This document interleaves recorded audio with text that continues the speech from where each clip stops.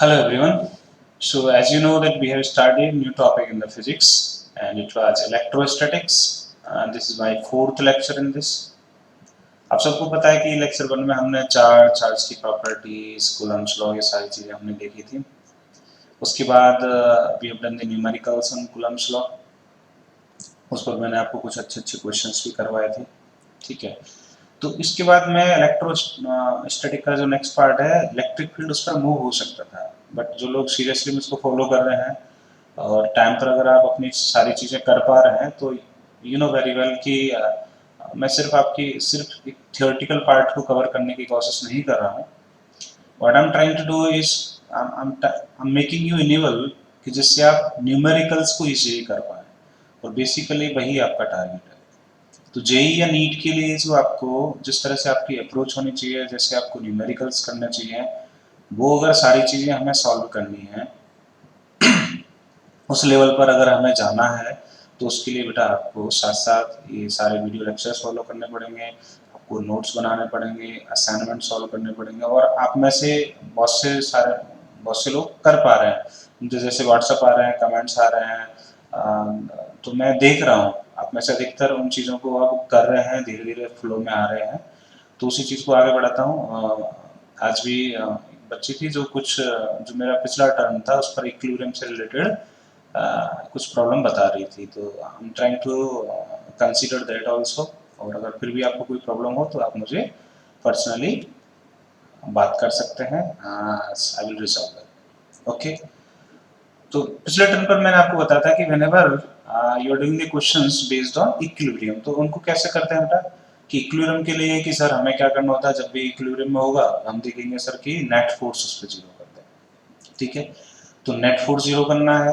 अब जैसे अब तीन चार्जेज हैं, तीसरे चार्ज की इक्विलिब्रियम की बात कर रहे हैं, तो उस थर्ड चार्ज पर बाकी के दो की वजह से लग रहा होगा कि सर उन दोनों की वजह से जो फोर्स रहेगा उसको मैं इक्वल कर दूंगा. और एक चीज आपको ध्यान रखनी होगी कि सर ये तो मैग्नीट्यूड वाइज वाली बात हुई, अब उसका प्लस है या माइनस है वो वाला साइन वो उस पर डिपेंड करेगा बेटा कि आप ये देखिए कि कैसे वो डायरेक्शन अपोजिट में हो सकता है, क्योंकि एक फोर्स अगर लेफ्ट साइड में होगा तो दूसरा आपका राइट, एक अगर लेफ्ट में है तो दूसरा राइट में होना जरूरी है, तभी जाके वो उसको कैंसिल आउट कर पाएंगे. स्क्रीन पर आपको एक क्वेश्चन दिख रहा होगा जिसमें एक क्यू चार्ज है, दूसरा है 4q चार्ज और उन दोनों के बीच में एल डिस्टेंस दी हुई है. ठीक है. मैं इसको आपको डिस्कस करूंगा. पहले आप ऐसा करिए, क्वेश्चन लिख लीजिए इसको, please note it down. Find out position magnitude and nature of third charge. आपको क्वेश्चन बतानी है, लिख लीजिए. Find out the position, nature and magnitude of third charge such that all three charges are in equilibrium. ये थोड़ा सा और उससे अच्छे लेवल का क्वेश्चन है. मैं पिछले टर्म पर आपको उसके नेचर और उसके मैग्नीट्यूड से रिलेटेड हम बात कर रहे थे, but only on third charge. अब यहाँ पर क्या कह दिया हमें कह दिया कि तीनों के तीनों चार्जेस इक्विलिब्रियम में हो. अब जब तीनों के तीनों चार्जेस इक्विलिब्रियम में होंगे उसके लिए क्या सारे फोर जो भी जितने चार्जेस हैं, तीनों चार्जेस हैं, क्या उन पर सब पर नेट फोर्स जीरो होना चाहिए? बिल्कुल होना चाहिए. तो अब इस क्वेश्चन को आप जब सॉल्व करेंगे कि सर मुझे एक क्यू दिया है, एक 4q दिया है और यहाँ पर दोनों के बीच में एल डिस्टेंस है सर, तो मुझे पिछले टर्म से याद है कि सर जब दोनों के दोनों पॉजिटिव होते हैं तो जो इक्विलिब्रियम की पोजीशन निकल के आती है सर वो उन दोनों के बीच में आती है. फिर भी आप अगर क्रॉस चेक करना चाहें कि सर मैंने उसे बीच में रख दिया तो इस क्यू की वजह से बेटा इस डायरेक्शन में फोर्स लग रहा होगा, इसको रिपेल करेगा और ये भी इसको रिपेल करेगा, इसका डायरेक्शन ऐसे रहेगा. हाँ कि सर समझ में आया, ये दोनों के दोनों अपोजिट डायरेक्शन में कैंसिल आउट कर सकते हैं. यहाँ पे मुझे उसका मैग्नीट्यूड और इक्वल करना पड़ेगा. बहुत अच्छी बात. अब हम क्या करेंगे कि बीच वाले चार्जेस की सर इससे जो डिस्टेंस है सर वो है x. ओके. तो इसके बीच में क्या डिस्टेंस रह जाएगी, वो रह जाएगी l माइनस एक्स. यहाँ तक आई होप आपकी समझ में आया होगा.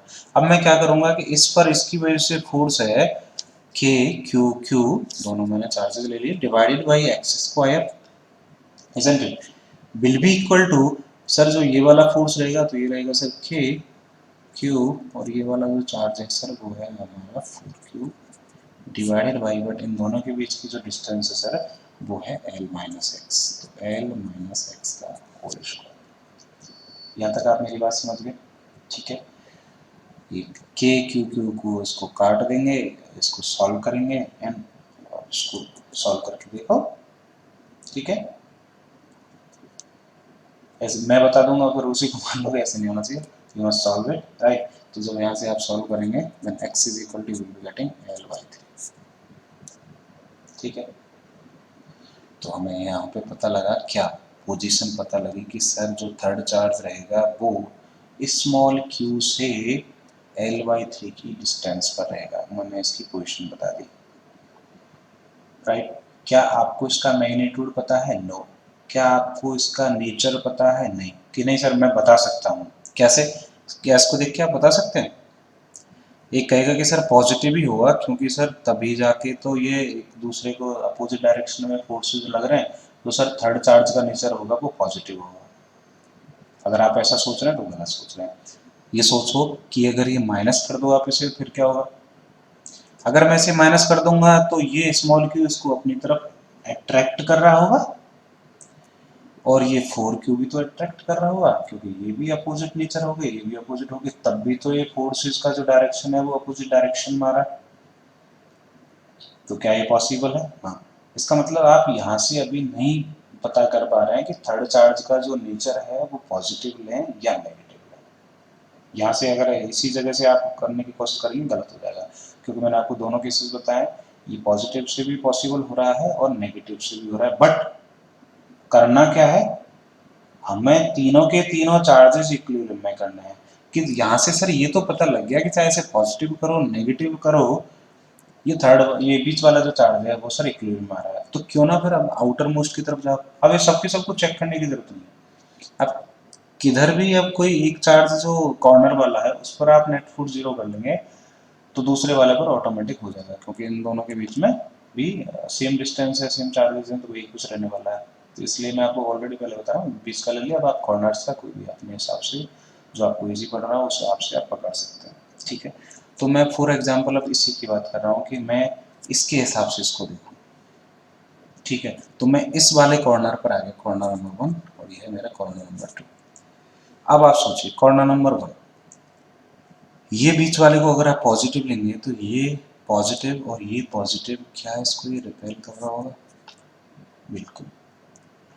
और ये पॉजिटिव, ये भी पॉजिटिव, क्या ये भी इसको कॉर्नर वाले को रिपेल कर रहा होगा? बिल्कुल। क्या ये संभव है, पॉसिबल है?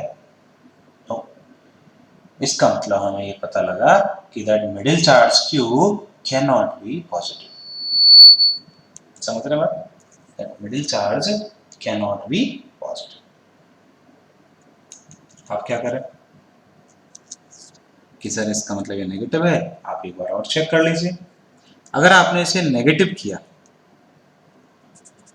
आपने इसे नेगेटिव किया तो ये इसको अपनी तरफ अट्रैक्ट करेगा क्या? बिल्कुल करेगा कि सर इसकी वजह से ये ऐसे लगेगा।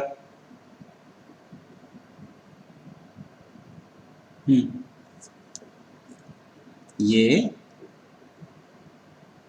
ध्यान दो ये बात को, अगर ये Q है और ये Q है तो ये इसको अट्रैक्ट करेगा क्या? बिल्कुल करेगा। लेकिन मैं क्या कर रहा हूं, मैं इस लोकेशन पर फोर्सेस चेक कर रहा हूं, तो इस पर किसकी वजह से, ये ध्यान देने वाली बात है। अभी भी कुछ लोगों के जिस तरह से मुझसे क्वेश्चंस पूछे जा रहे हैं उस वजह से मैं इस पर थोड़ा सा टाइम लेके और डायरेक्शन वाली चीज़ें मैं क्लियर करके बताना चाह रहा हूँ, इसलिए मैं एक एक स्टेप को बहुत धीरे धीरे और आराम से आपको बताने की कोशिश कर रहा हूँ। आप इसकी वजह से नहीं देखेंगे बेटा, ये तो लोकेशन है, तो इस लोकेशन पर इसकी वजह से। अब मैं पॉजिटिव से तो देख चुका था कि दोनों के दोनों डायरेक्शन ऐसे आए, this is negative charge, this is positive. इस पर इस नेगेटिव चार्ज की वजह से, तो ये नेगेटिव चार्ज अब इस पर एक एट्रैक्टिव फोर्स लगा रहा होगा कि सर इसकी वजह से जो डायरेक्शन आया वो ऐसे आया, बीच वाले की वजह से। और ये 4Q पॉजिटिव, ये 4Q पॉजिटिव, तो सर इस वाले को इस लोकेशन पर इसकी वजह से सर ये रिपल्सिव फोर्स लगा, ऐसे मेरा काम बन गया। यहाँ से क्या हुआ कि सर यहाँ से ऐसा हुआ कि दोनों की डायरेक्शन अपोजिट हो गई। इसका मतलब देयर आर चांसेस कि ये, देयर आर चांसेस नहीं, ये बिल्कुल तभी संभव हो पाएगा सर कि जब ये इसको नेगेटिव मानो तभी जाके इनके डायरेक्शन अपोजिट हो रहे हैं, पॉजिटिव मान के तो सर ऐसा नहीं हो रहा था। अब ये काम तब और हो जाएगा सर जब ये मैग्नीट्यूड और उनका बराबर हो जाए, तो सर मेरा काम सॉल्व हो गया। ठीक बात। तो अब हम यहाँ पर क्या करेंगे, यहाँ से तो हमने ये पता कर लिया that NaTUI nature of Q will be negative. ये हमने ये पता किया, मैंने इसका नेचर पता कर लिया, मैंने इसकी लोकेशन पता कर ली। अब क्या बचा इसका मैग्नीट्यूड।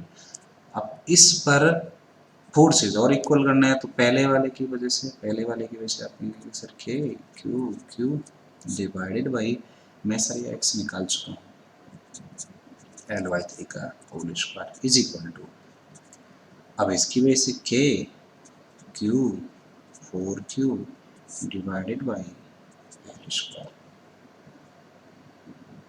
ठीक बात। इसको आपको सॉल्व करेंगे, कैंसिल आउट कीजिए, के कट गया, क्यू कट गया। जब ये सारी चीज़ें आप कर लोगे, एल भी कैंसिल आउट हो जाएगा, then you will be getting answer q is equal to -4Q by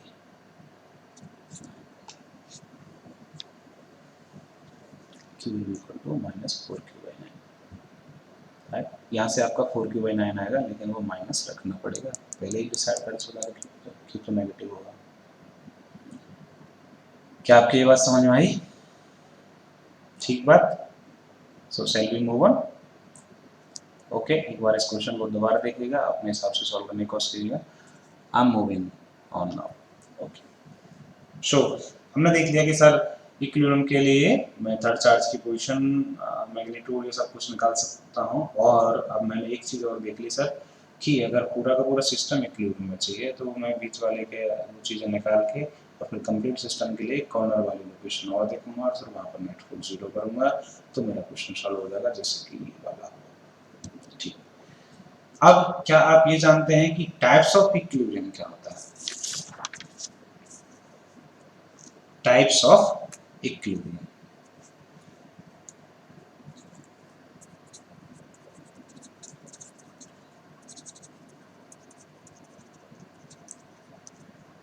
types of equilibrium हम सॉल्व करेंगे।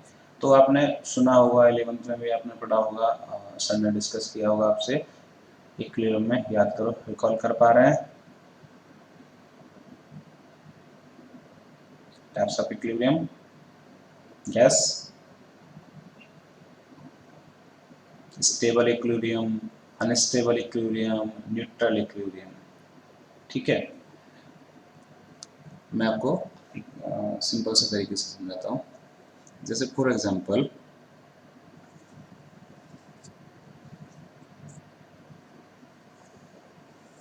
ऐसे, राइट, एक बॉल मैंने यहाँ पे ली, एक बॉल मेरी ये है और एक बॉल मेरी ये है। जब भी आप इक्विलिब्रियम की टाइप चेक करो, तो आपको क्या करना होता है, आप उसको जरा सा डिस्प्लेस करो, थोड़ा सा हिलाओ। ठीक है, कि सर ये तो इसकी लोकेशन है, जैसे हम स्प्रिंग के केस ऐसे थे और उसमें सारी चीजें देखते थे, ठीक वैसे इसमें देखना होगा। अगर मैंने इसे जरा सा भी लेफ्ट या राइट में हिला दिया और अगर वो फिर से अपनी वही पोजीशन पर आ जाए, इसका मतलब वो स्टेबल इक्विलिब्रियम में है। अब जब आप इस बॉल को लेफ्ट कर दोगे तो क्या वापस आने की कोशिश करेगी? नहीं। आपने अगर यहाँ से हिलाई, ये नीचे गिर जाएगी। और अगर मैंने इसे थोड़ा सा राइट में किया, आपने जरा सा इधर डिस्प्लेस किया, ये इधर गिर जाएगी। तो इसका मतलब बेटा ये कौन सा एक इक्विलिब्रियम हुआ, ये मेरा हुआ अनस्टेबल, ये है मेरा अनस्टेबल इक्विलिब्रियम। इक्विलिब्रियम में तो है, क्यों? क्योंकि इस पे नेट फोर्स 0, वो वहीं की वहीं रुका हुआ है अभी। तो जब वहीं की वहीं रेस्ट में है, नेट फोर्स 0 हो गया कि सर वो कहीं नहीं जाएगा। लेकिन स्टेबल क्या कहेंगे कि थोड़ा सा हिला भी दो और फिर से वापस अपनी पोजीशन को रिगेन करने की कोशिश करे। ये कर पाएगा? नहीं कर पाएगा। इसलिए मैंने क्या लिया, अनस्टेबल। तो सर इस जगह पर है खाली, आपने जरा भी लेफ्ट या राइट में हिलाया तो सर ये एक्चुअली वहां से और फर्दर मूव कर जाएगा, तो ये इक्विलिब्रियम में नहीं रहेगा, this will B unstable equilibrium. यहाँ क्या हो रहा है भाई, अगर आपने इसे लेफ्ट में थोड़ा सा डिस्प्लेस किया तो ये वापस फिर से इधर गिर जाएगा ड्यू टू mg, एक कंपोनेंट इधर आ जाएगा। और अगर आपने इसे ऐसे किया तो वापस आएगा, मतलब ये अपनी मीन पोजीशन पर वापस आने की कोशिश कर रहा है, चाहे आप इसे थोड़ा सा लेफ्ट में डिस्प्लेस कीजिए या थोड़ा सा राइट में। Getting my point? इसका मतलब ये क्या होगा, स्टेबल इक्विलिब्रियम।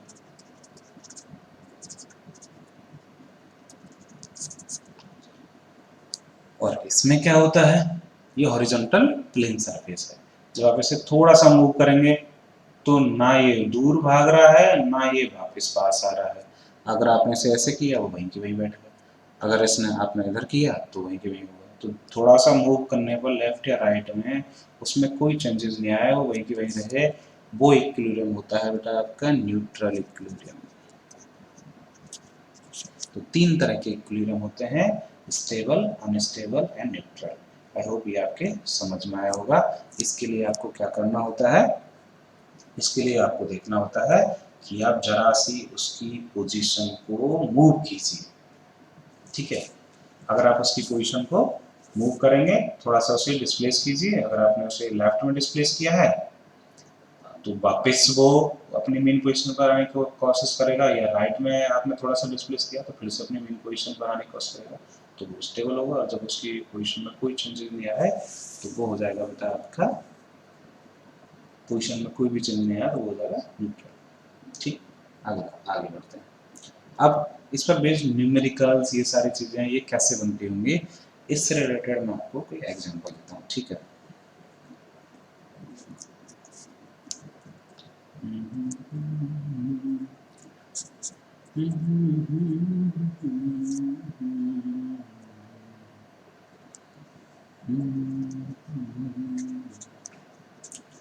ये क्यू क्यू चार्जेस हैं। ठीक है, और ये बीच में रख दिया आपने कैपिटल की।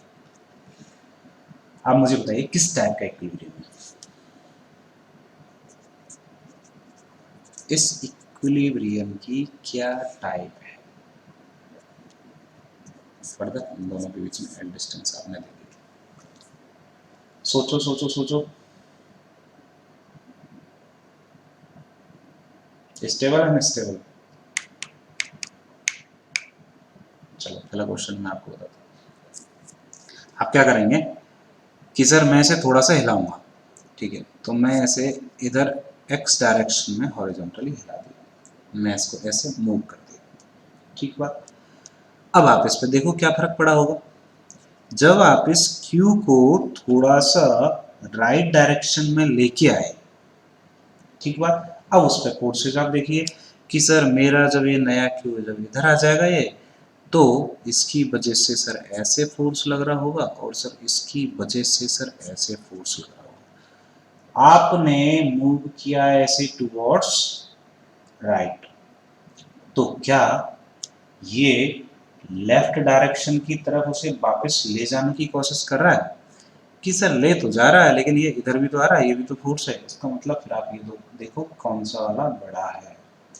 तो जब आप इसे इधर लेके आए, जब आप इसे इधर लेके आए तो ये वाली डिस्टेंस बढ़ गई। अगर ये बीच में था तो L/2 + x हुआ और ये वाली डिस्टेंस कम हो गई बेटा। तो जब डिस्टेंस बढ़ती है तो फोर्स कम होता है, डिस्टेंस कम होती है तो फोर्स बढ़ता है। इसका मतलब टुवर्ड्स लेफ्ट वाला फोर्स, ये वाला फोर्स बड़े अमाउंट का हो गया। This force, this F will be more.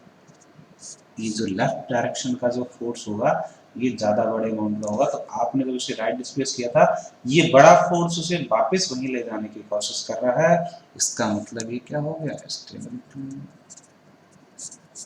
ये हो गया stable, this is the answer. ठीक बात। ऐसे क्वेश्चंस बहुत आ जाते हैं, स्पेशली जेईई मेंस या नीट में आने के चांसेस रहते हैं। तो बड़ा सिंपल है, कैसे पता लगेगा ये मैंने आपको समझा दिया। ठीक है, फर्दर मैं और कोई आपको क्वेश्चन दूं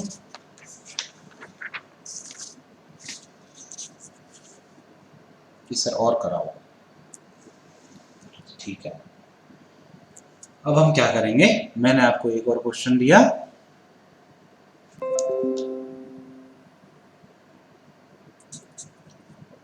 जहां पर मैंने क्या लिया कि सर मैंने फर्दर से एक चार्ज क्यू ले लिया, दूसरा फर्दर चार्ज क्यू ले लिया सर, इन दोनों के बीच में सर डिस्टेंस मान लेता हूँ मैं, लेट्स से इस बार 2L। ठीक, और ये यहाँ पर चार्ज है -Q। ठीक है, मेरा क्वेश्चन अभी खत्म नहीं हुआ है।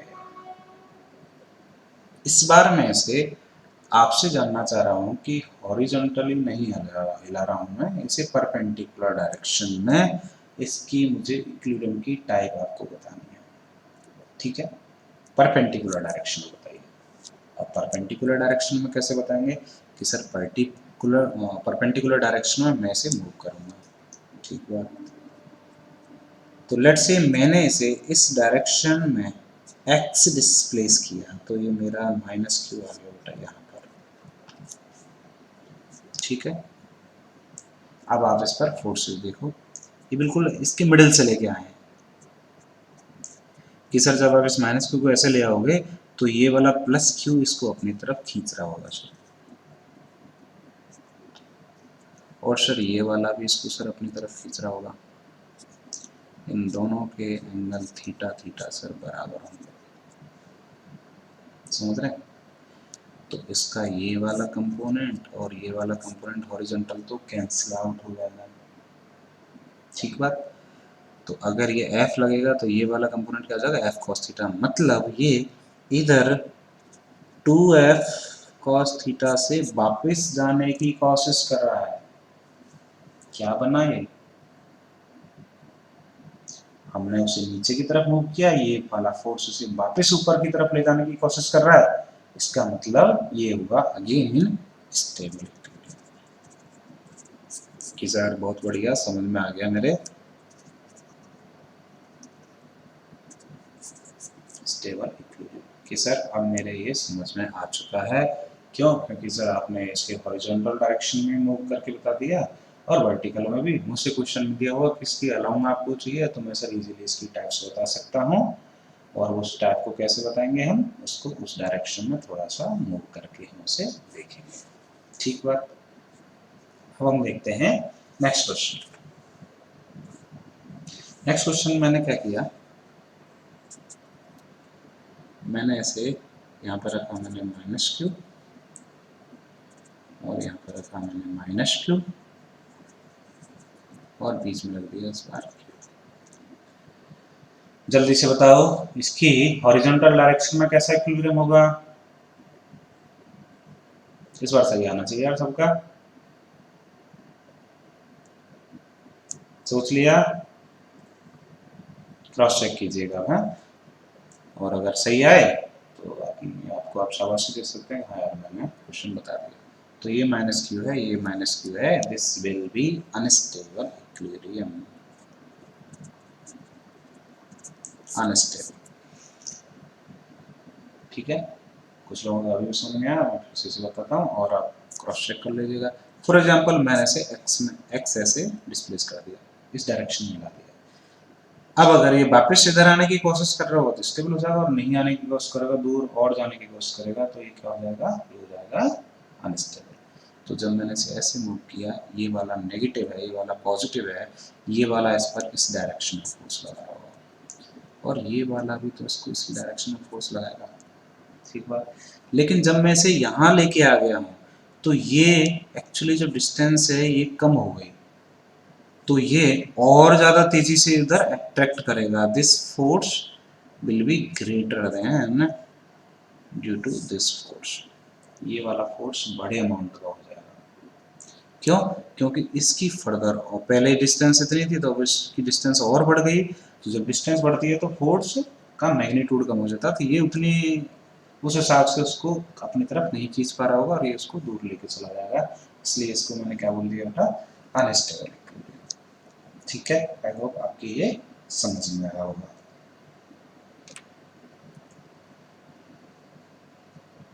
यहाँ तक सबका क्लियर भाई, आगे बढ़े। ठीक सर, कि सर अब हमने ये बेसिक सी चीज़ें ये समझ ली कि सर अब मैं क्या बता सकता हूँ, कि सर मैं बता सकता हूँ कि इक्विलिब्रियम में देख लेता था, पोजीशन देख लेता था, मैग्नीट्यूड देख लेता था, और मैंने ये भी पता कर लिया कि वो किस डायरेक्शन किस टाइप का इक्विलिब्रियम है, किस टाइप का नहीं है। अब इसमें फर्दर और कितने बढ़िया और अच्छे क्वेश्चंस बन सकते हैं वो मैं आपको कराता हूँ।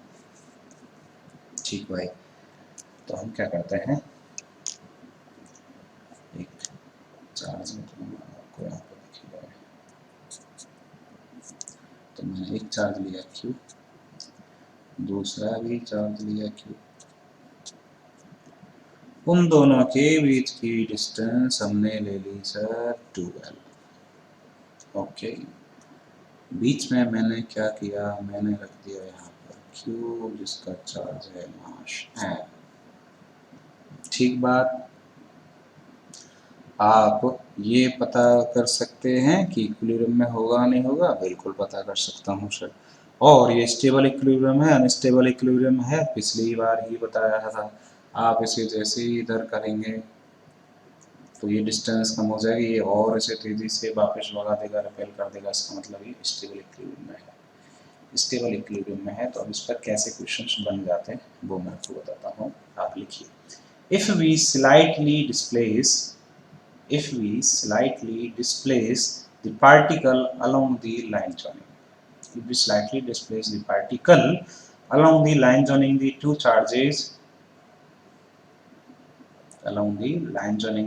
charges and released, then find time period of oscillation,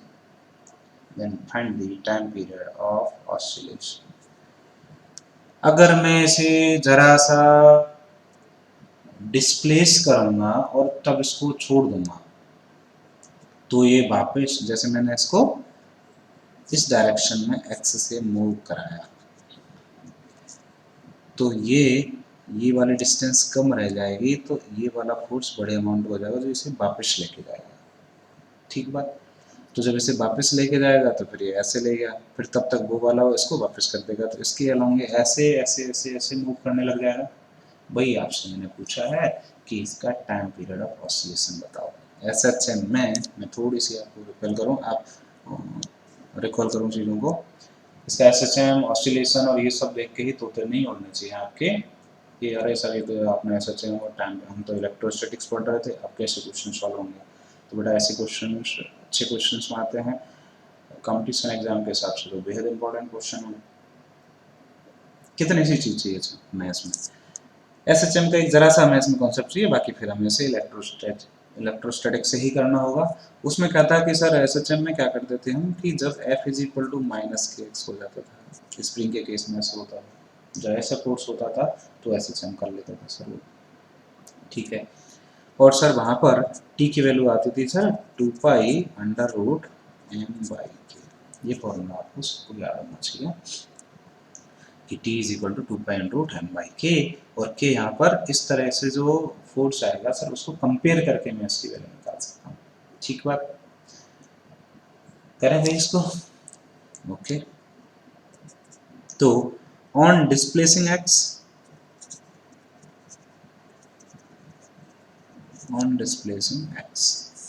मैंने x से इसे डिस्प्लेस कर दिया, तो ऑन डिस्प्लेसिंग x ये बना q, ये 2L था तो ये वाली डिस्टेंस हो जाएगी L, ये बीच वाली पोजीशन है, यहाँ से यहाँ तक ये x, ये यहाँ पर आ गया आपका q, और ये आपका q इधर है। अभी तक का केस बनाइए। ठीक है, इसका मतलब यहाँ से यहाँ तक की डिस्टेंस हो गई L + x। ठीक सर, और ये वाली डिस्टेंस हुई आपकी L - x। अंडरस्टैंड? ठीक बात। अब हम क्या करेंगे कि इस Q पर नेट फोर्स देखेंगे। इस भाई इसी की तो ऑसिलेशन की बात कर रहे हैं, तो इस पर नेट फोर्स देखेंगे। इसका नेट फोर्स कैसे होगा, क्या होगा, उसी हिसाब से तो ये वाली चीजें कंपेयर की जाएंगी। ठीक है, तो एफ नेट इस पर कैसे निकालेंगे भैया आप एफ नेट कि सर एफ नेट इस वाले पर जो फोर्स रहेगा सर, जैसे इसकी वजह से रहेगा सर, वो इस डायरेक्शन में लगेगा, and this will B sir k q divided by distance हो गया n + x का फोर्स माइनस, क्योंकि सर इसकी वजह से जो डायरेक्शन है वो ऐसे है, अपोजिट है सर, तो मैंने इसको माइनस कर दिया sir, and this is k q by L - x का फोर्स। जिधर हमने डिस्प्लेस किया पहले उधर वाला फोर्स ही लिया, जिससे अगर वो उसको नेट माइनस करके यहाँ मतलब एक रिस्टोरिंग फोर्स रहेगा, उसके अपोजिट डायरेक्शन में आएगा, तभी होगी चीज़ें। तभी तो f इजिकल टू माइनस के एक्स बनेगा। ठीक, आपको उसको सॉल्व करना है, एलसीएम लीजिए, सॉल्व करिए। इस तरह की दिक्कत अगर इसे ही क्वेश्चन को सॉल्व करने में आ रही होगी आपको, तो फिर डेफिनेटली इलेक्ट्रोस्टैटिक्स में बहुत दिक्कत आने वाली है। ठीक है बेटा, तो आप इसको, ये एक तरह से क्या है, ये ए प्लस बी है, ए माइनस बी है, तो इस ए plus B into A minus B क्या होता है, ए स्क्वायर माइनस बी स्क्वायर। तो आप इसे एलसीएम ले लीजिए, ये तो सिंपल है, सॉल्व करेंगे क्योंकि मेरे पास ऑलरेडी उतना स्पेस नहीं होता है। ठीक है, तो मैं इसको आपको डायरेक्टली बता रहा हूँ। जब आप इसे सॉल्व करेंगे then you will be getting F net is equal to K Q Q into minus 4x divided by L square minus X square का होल स्क्वायर, क्योंकि ये तो A plus B into A minus B से बना और square था ही। ठीक है,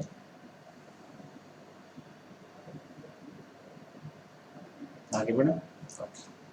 फिर हम क्या करेंगे, बी नो दैट स्लाइटली तो डिस्प्लेस करना होता है, इसका मतलब L is much much greater then x, L बहुत बड़ा है, तो फिर ये F नेट आपका क्या है sir, k Q Q minus 4LX divided by, sir ये बहुत छोटा है तो ये एक तरह से क्या हो जाएगा, L रेज टू पावर 4, और L रेज टू पावर 4 है, ये L से L कैंसिल आउट हो जाएगा, तो नीचे का बन जाएगा L/3। इसका मतलब this is almost equal to minus 4k/QX divided by L3। अगर आप इसे f is equal to minus के एक्स के साथ कंपेयर करें, माइनस माइनस कैंसिल हो गया, x है ही, तो एक तरह से यहाँ पर बेटा k की वैल्यू क्या आ रही है कि सर हमें क्या आ रहा है, 4 k की वैल्यू आ रही है सर हमें 4k क्यू क्यू बाई यार कि ये के अलग है, ये के है 1/4 वाला, और वो के वो अलग से इसमें कांस्टेंट और उस तरह से जो आता था ऐसे में वो वाला के।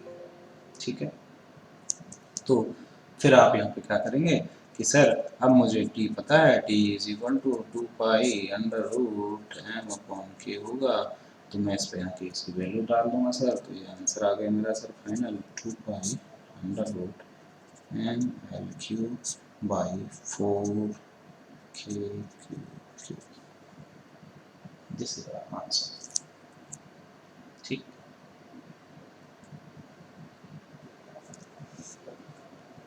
ओके गाइस,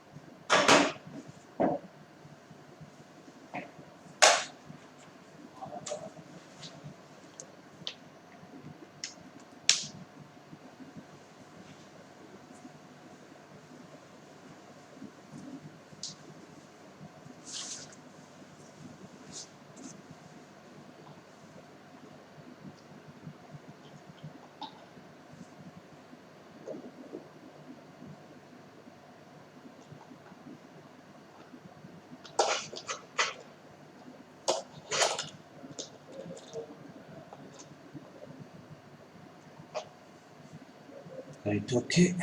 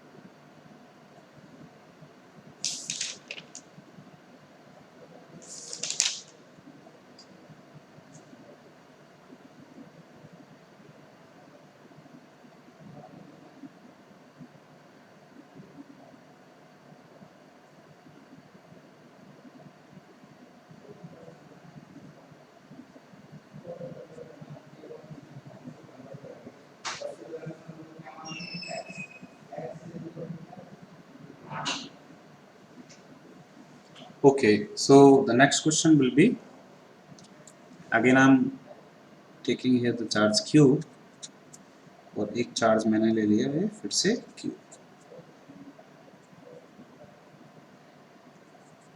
इन दोनों के मिडिल में मैंने इस बार माइनस q चार्ज लिया, और ये जिसका चार्ज और जिसका मास है m, इन दोनों के बीच की डिस्टेंस है हमारी 2। ओके, ये हमारा इस बार क्वेश्चन है। क्वेश्चन को लिखिए, if we slightly displace the particle, if we slightly displace the particle perpendicular to the line, perpendicular to the line joining the two charges, perpendicular to the line joining the two charges, then find out the time period of oscillation।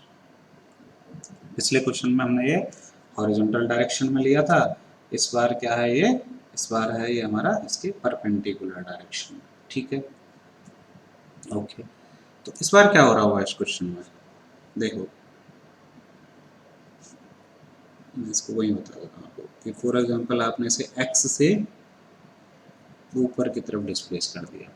ठीक है, कि sir ये जब minus के ऊपर चला जाएगा तो सर ये इसको अपनी तरफ अट्रैक्ट कर रहा होगा सर ऐसे, ये थीटा है, और सर ये वाला भी इसको सर अपनी तरफ ऐसे ले रहा होगा, और ये भी सर एंगल थीटा होगा क्योंकि जस्ट उनके मिडिल में है, और सर दोनों के दोनों चार्जेस भी बराबर है। आपके यहाँ तक बात समझ में आई? इसका मतलब कि सर जो इसका अब ये वाला कंपोनेंट इस एफ का इधर क्या आएगा, एफ cos थीटा, और इसका भी क्या आएगा, एफ cos थीटा, तो नीचे की तरफ ये 2f cos थीटा रहेगा। तो उसका एक कंपोनेंट ऐसे बनेगा और एक कंपोनेंट जो एप्सिलॉन थीटा से बनेगा वो कैंसिल आउट हो जाएंगे, तो सारा का सारा सिर्फ एक नीचे की तरफ फोर्स लगने वाला है। उस एफ नेट को मैं क्या कह सकता हूँ, this is minus 2f cos theta. ठीक बात, यहाँ तक आपकी बात समझ में आई? और सर उसका डायरेक्शन नीचे लग रहा है, तो मैंने इसे ऊपर डिस्प्लेस किया था और उसका डायरेक्शन सर नीचे हो गया, इसलिए सर ये क्या हो गया सर कि ये स्टेबल इक्विलिब्रियम में है, तो इसका टाइम पीरियड ऑफ ऑसिलेशन पूछा ही जा सकता है। अब वही हमसे पूछा है, इसकी वैल्यू रखेंगे हम। तो जब आप इसकी वैल्यू डालेंगे F net will be equal to minus 2f cos theta. इसकी जब आप वैल्यू पुट करेंगे तो आप करेंगे माइनस 2f, एफ की वैल्यू क्या होगी कि सर के क्यू, इसमें डायरेक्शन साइन नहीं रखना होता है, के क्यू क्यू डिवाइडेड बाई उन दोनों के बीच की डिस्टेंस का स्क्वायर, तो ये x है, फिर ये क्या हो जाएगा l, तो ये क्या बन जाएगा बेटा, this will be under root l plus under root triangle है ये l ये x, तो ये होगा under root l square plus x square. ठीक, तो मैं डायरेक्टली रख दूँ यहाँ पर, इसका स्क्वायर करोगे तो रूट हट जाएगा, तो this will B l square plus x square. ये आपका खाली f हुआ है। अब cos थीटा लगाइए, ये सर एंगल थीटा है, तो यहाँ पर जो मैं सर cos थीटा कहूँगा सर, तो cos थीटा होता है सर मेरा बेस, तो सर ये बेस है मेरा x डिवाइडेड बाई हाइपोटेनियस, तो ये हो गया under root l square plus x। उठा के इसकी वैल्यू इसमें डाल दीजिए, तो ये बन गया x divided by under root l square plus x square. Clear बात, यहाँ तक आपकी चीज़ समझ में आई? सिंपल है। अब तो मैं इसको जब सॉल्व करूँगा तो सर ये हो जाएगा sir minus 2k Q Q into X divided by L square plus X square की power 3/2। We know sir that L is much much greater than X, तो यहाँ से ये एल 2 से 2 कैंसिल आउट हो जाएगा, एल की पावर क्यू बचेगा ये, इसका मतलब this force is almost equal to minus 2k q q x divided by l q। इसको भाई आप कंपेयर कर लीजिए, किसके साथ कर लेंगे, f is equal to minus के एक्स के साथ, तो k की वैल्यू यहाँ से आ जाएगी 2k q by L Q. तो फिर इसका टाइम पीरियड ऑफ ऑसिलेशन हो गया sir 2 pi under root n by K, तो ये ऊपर आ गया सर एल क्यू, और ये सर नीचे हो गया हमारा 2k Q Q. This is the answer. ठीक बात। इस तरह के क्वेश्चंस में एक और चीज़ होती है, वो भी मैं आपको क्लियर समझा देता हूँ। उसके बाद आप इस तरह के न्यूमेरिकल्स क्वेश्चंस इजीली बहुत अच्छे तरीके से कर सकते हो। ठीक है, तो हेडिंग डालिए, उसको बोलते हैं पेंडुलम प्रॉब्लम्स। Pendulum problems.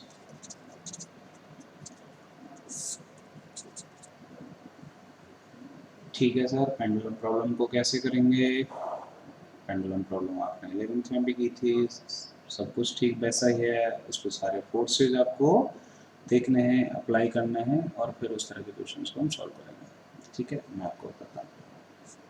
मान लिया ये आपने सर एक पेंडुलम ली और दो चार्जेज आपने रख दिए। दोनों के दोनों चार्जेस क्या हैं? ये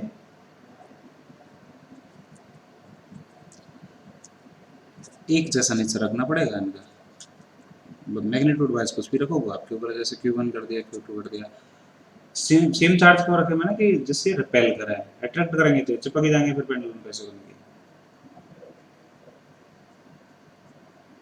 और इनके मासेज है, इसका इसका Q1 चार्ज का मास है m, और इस Q2 चार्ज का भी मास है m। ठीक बात कि सर इनके दोनों के मास बराबर हो गए, तो mg जो नीचे की तरफ लग रहा होगा वो सर दोनों के बेसिस में बराबर होगा, इसलिए सर ये भी थीटा होगा, ये भी थीटा होगा। क्लियर? ये दूर क्यों गए? ये दूर इसलिए गए कि सर ये इस पे ये फोर्स लगा रहा होगा सर, और ये सर इस पे फोर्स। क्या ये दोनों के दोनों जो फोर्सेज हैं वो सेम है? बिल्कुल सेम है कि सर वो दोनों इलेक्ट्रोस्ट, इतना तो आप जानते हैं, के क्यू, ये वाले डिस्टेंस वो भी ले लेंगे आप वो, तो के Q1 Q2 in divide by this distance का स्क्वायर रहेगा, वो फोर्स रहेगा, और सर वो मैग्नीट्यूड वाइज दोनों पे सेम रहता है। ठीक बात। तो अब आप बताइए मुझे, एक तरफ देख लेता हूँ मैं, अगर इसको आपने माना टेंशन टी, ये थीटा तो ये भी थीटा, तो बेटा ये वाला जो फोर्स का कंपोनेंट बना वो क्या बनेगा? T cos theta. थीटा इस एक्सिस के साथ एंगल के बने, तो ये हो गया टी कॉस थीटा। ये क्या आएगा आपका? ये आएगा टी साइन थीटा। ठीक बात। और एम नीचे है तो नीचे क्या लग जाएगा? M G. यहाँ से क्या मैं ये कह सकता हूँ T cos theta is equal to M G? Sir मेरी एक इक्वेशन ये बन गई। बिल्कुल ठीक। और जो टी साइन थीटा रहेगा, टी साइन थीटा रहेगा, उसको कौन इक्वल करेगा? ये एक फोर्स है, इलेक्ट्रोस्टैटिक फोर्स के साथ एफ ई। इस एफ ई की वैल्यू क्या है? तो T sine theta is equal to, sir F E तो इन दोनों के बीच में है कि सर के Q1 Q2 divided by this distance का स्क्वायर। अब ये वाली डिस्टेंस क्या है यार? सोचो सोचो सोचो कि इस पेंडुलम की लेंथ आपको L गिवन होगी क्वेश्चन में, ये L दी गई। तो जब ये L है और ये थीटा है, तो ये कंपोनेंट क्या बना? L cos theta. तो ये क्या बना? L sin theta. ध्यान दे लीजिए एक बार फिर से, ये L तो ये L cos थीटा और ये L sin थीटा। अब ये L sin थीटा, ये L sin थीटा, तो टोटल कितना हो गया? 2L sin theta. तो क्या मैं ये कह सकता हूँ 2L sin थीटा का होल स्क्वायर? बिल्कुल कह सकता हूँ। This is equation number 2। दोनों को सॉल्व कर लीजिए, आंसर आ जाएगा। अब इसमें आपको बहुत सारे क्वेश्चन बन सकते हैं। अब आप देखें कि पेंडुलम के सर आपने क्वेश्चंस नहीं बताया, एक बताया, दो बताया, इसमें भाई बहुत तरह के क्वेश्चंस बन सकते हैं। इक्वेशन हमेशा ऐसे दो बनेंगी। वेरिएबल कितने हो सकते हैं इसमें? देखो, वेरिएबल हो सकता है इसमें एक टी, एक थीटा वेरिएबल हो सकता है। थीटा कुछ भी हो सकता है भाई, जरूर थोड़ी कि फिक्स समय सब हो जाएगा। दूसरा वेरिएबल होगा थीटा, तो दो। और क्या वेरिएबल हो सकता है इसमें? वेरिएबल हो सकता है आपका चार्जेस वेरिएबल हो सकते हैं Q1 Q2, तीन। और क्या वेरिएबल हो सकता है? एक हो गया मेरा टी, एक हो गया थीटा, दो चार्जेस हो गए, तीन। और मेरा हो गया एल वेरिएबल हो जाएगा, लेंथ वेरिएबल कर सकते हैं, और मास रखा जा सकता है। वही मास अलग अलग कर सकते हैं ना, M1 M2 M3, ये भी कुछ हो सकता है। इसका मतलब 1 2 3 4 5 5 इसमें वेरिएबल हो सकते हैं। इक्वेशन कितनी बनती हैं? 2। तो ऐसे सॉल्व होगा कि नहीं हो पाएगा। इसका मतलब आपको हमेशा इन 5 में से 3 के वैल्यूज गिवन होंगे। 3 आपको पैरामीटर दिए होंगे, 2 आपसे पूछे होंगे, 2 इक्वेशन ऐसे बनती है, क्वेश्चन आराम से सॉल्व हो जाएगा। अब एक कौन से 3 देगा और कौन से 2 पूछेगा, उस पर बहुत तरह के क्वेश्चन बन सकते हैं। जो मैथ्स वाले स्टूडेंट हैं कॉम्बिनेशन जो जानते हैं वो जानते होंगे। तो इस पर एक तरह से कितने तरह के क्वेश्चन बन सकते हैं कि सर 5C2 इतना बहुत है। नीट वाला बच्चों को इसकी कोई जरूरत नहीं है, मैं आपको बता दूं, बट जस्ट जो परम्यूटेशन कॉम्बिनेशन जिन बच्चों ने पढ़ा होगा वो जानते होंगे इसको कैसे सोल्व करेंगे। तो कि सर इस पर 5C2 क्वेश्चन तरह से क्वेश्चन सोल्व हो सकते हैं। क्वेश्चन करने का सर तरीका यही होगा, सर हम इजीली इसको कर पा रहे होंगे, कहीं कोई दिक्कत वाली बात नहीं है, समझ में आ गया, राइट? बहुत अच्छी बात है। तो अब मैं आपसे एक चीज और डिस्कस करूंगा, ये यूज हो सकता है क्या नहीं।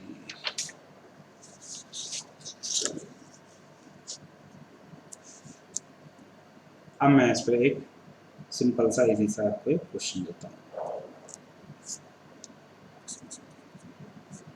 पेंडुलम लेते हैं हम एक, ठीक है सर ले ली, और हमने क्या करा, इस पेंडुलम पर ऐसे ये आपके चार्जेस हैं, ये क्यू चार्ज है, ये भी क्यू चार्ज है, और ये आपका m1 मास है, ये आपका m2 मास है।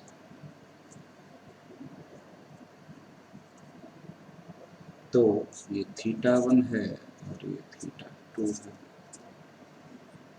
If m1 is greater than m2, if m1 is greater than m2, आपको बेटा बताना है option A θ1 is greater than θ2, option 2 θ1 is less than θ2, option third है हमारा दोनों इक्वल हो, θ1 is equal to θ2, ठीक।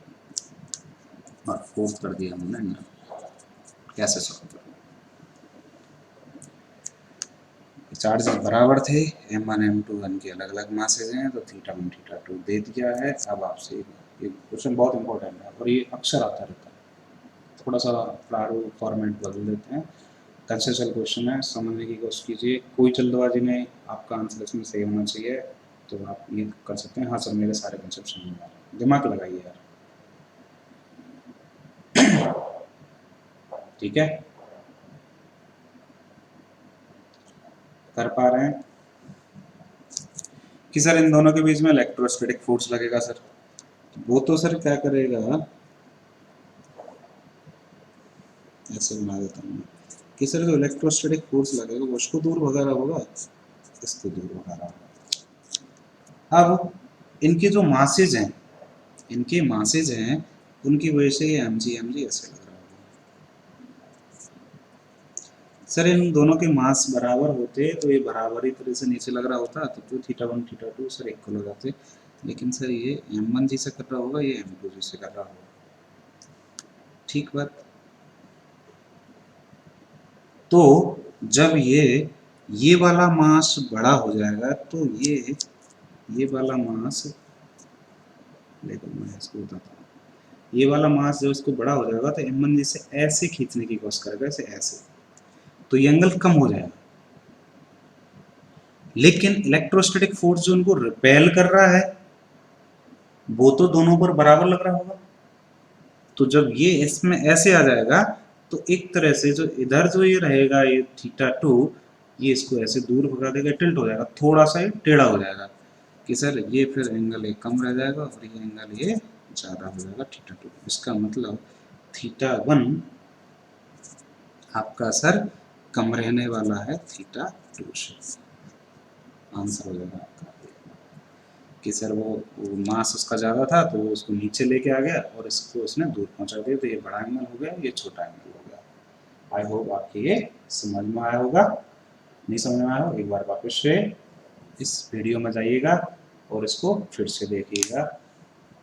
दूसरी चीज़ मैं आपको बता दूं, बहुत सारी चीज़ें निकल के आ रही हैं और ऑनलाइन क्लासेस में आप, इसके फायदे भी होते हैं नुकसान भी होते हैं, जाहिर सी बात है। तो आप इसका थोड़ा सा मिस यूज कर रहे हैं। वो कैसे कि ऑफलाइन क्लासेस में तो आपको सुनना ही था, आधा घंटा 1 घंटे 1.5 घंटे जितने का भी पीरियड था आपको कंपलसरी सुनना था। इसमें आप क्या करते हैं, कभी देखते हैं, कभी हटा देते हैं, कभी आगे बढ़ जाते हैं। तो बेटा ऐसे आप करोगे आप खुद का नुकसान है, ऐसे काम नहीं चलेगा। आप 12th क्लास में हैं, बेहद इंपॉर्टेंट है। इसके लिए आपको क्या करना चाहिए, मैं आपसे बार बार कह रहा हूँ, और जो इस चीज़ को फॉलो करेगा उसका काम बन जाएगा। सेपरेटली अलग अलग रजिस्टर लो, एक क्लास वर्क रजिस्टर, एक होमवर्क रजिस्टर, ठीक, हर सब्जेक्ट के लीजिए। अब जब आप क्लास वर्क रजिस्टर में जो आप वीडियो देख रहे हो उसके आप साथ साथ नोट्स बनाते जाइए, कैसे क्वेश्चन करवा रहे हैं, क्या करवा रहे हैं, रोक के उसको सॉल्व कीजिए। और जो होमवर्क रजिस्टर है जिसमें मैं concept building seat, DPQs, assignment, ये सारी चीज़ें आपको मिलेंगी, वो आपको उसमें सॉल्व करना है। प्लीज़ प्लीज़ प्लीज़ गाइस, इसको आप फॉलो कीजिए। अगर आप ये इस तरह से आप चल रहे होंगे, आप विश्वास कीजिए, ट्रस्ट कीजिए, आप 10-15 दिन में आपका अलग लेवल हो जाएगा। ऑनलाइन क्लासेस के लिए आप you will be more comfortable. तो जब भी ये लॉकडाउन खुलेगा, आपकी फिजिकल क्लासेस होंगी, तो यू वॉन्ट बी पैनिक, आपका एक काफ़ी अच्छा खासा सिलेबस एक चंक में कंप्लीट हो चुका होगा।